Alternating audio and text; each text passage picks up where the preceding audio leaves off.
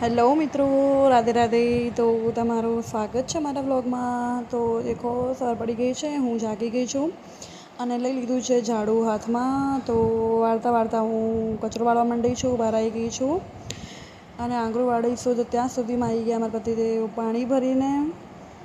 તો અમારે અહીંયા કેવું હોય છે કે પાણી ફિક્સ નથી હોતું કે ક્યારે આવે, સવારે બપોર સાંજ કંઈ નક્કી જ નથી હોતું. એટલા માટે પીવાનું પાણી અમારે સવારે અમારે અહીંયા ઝાંપે આવે છે. તો બધા એવું નહીં અમે કે બધા જ અહીંયા સવારે પીવાનું પાણી બધા ભરવા બહાર જ જાય છે.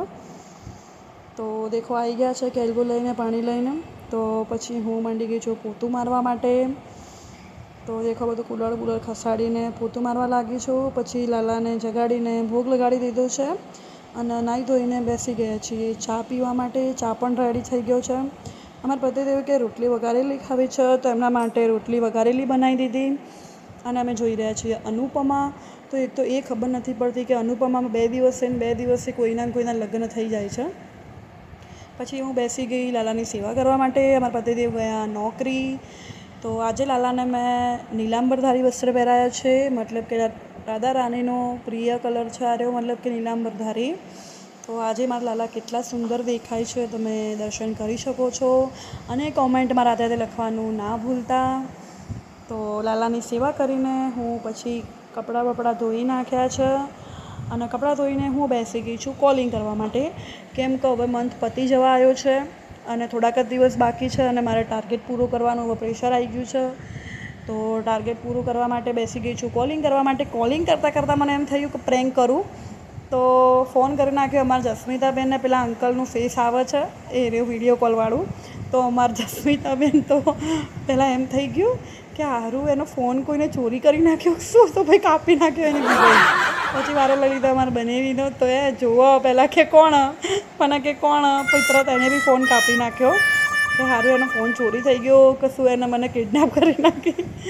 તો ખરેખર મને એટલા દાંત આવતા હતા.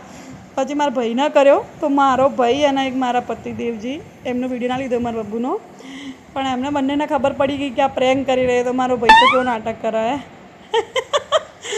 એને ખબર પડી ગઈ હતી કે હું પ્રેન્ક કરી રહી છું એના જોડે. તો મારા પપ્પાનો બી કર્યો ને તો એમને બી કોઈ જ રિએક્શન ના આવ્યું, મને કંઈ હસું બી ના આવ્યું, મારો મૂડ ઓફ થઈ ગયું. એમને બી ખબર પડી ગઈ હતી કે હું પ્રેન્ક કરી રહ્યું. તો મને બોલવા માંડ્યા કે હું પછી કરું એમ. તો ચલો કીધું પપ્પા ઉપર તો પ્રેન્ક કરેલો ફેલ ગયો, ભાઈ ઉપર બી ફેલ ગયો, મારા બાબુ ઉપર બી ફેલ ગયો. સૌથી વધારે મજા મને રોશનીના પ્રેન્ક કોલમાં આવ્યું કે એ જોવા જ મંડી કે નંબર મારા ફ્રેન્ડનો હોય તો આમાં કોણ, એને તરત જ કાપી નાખ્યો. મને એટલા દાંત આવતા હતા કે એને મને ફોન ઉપર ફોન આવતા હતા. પછી પ્રેન્ક કરીને રસોઈ કરી નાખી, પરવરનું શાક કર્યું છે અને ગેસ કરી દીધી છે. તો ગેસ તો મારી ફેવરેટ છે. પણ તમે 365 દિવસ ગેસ કરીને આપો તો હું ગેસ ખાઈ લઉં, ગેસનું દૂધ. તો પછી કરી નાખ્યું છે ડુંગળી અને ટામેટાની મરચાંની ચટણી. કેમ કે અમારા બબુને જે શાક ના ભાવતું હોય એમના માટે મારે બીજું શાક કરવું જ પડે, એટલે કે કંઈ બી કરી જ દેવું પડે. તો પછી એમના માટે કરીને રોટલી કરી નાખી છે.